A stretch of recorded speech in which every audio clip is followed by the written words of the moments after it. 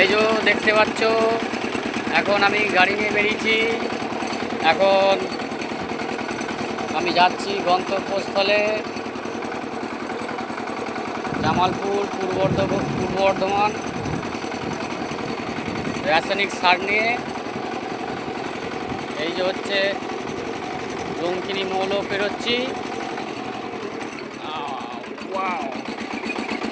লঙ্কিনী মৌল দিয়ে যাচ্ছি। এখন আমি আছি পর্বতপুর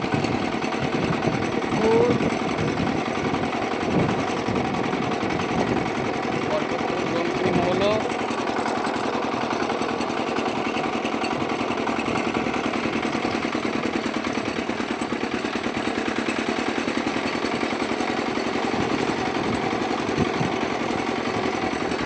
এই যে হচ্ছে সব ধান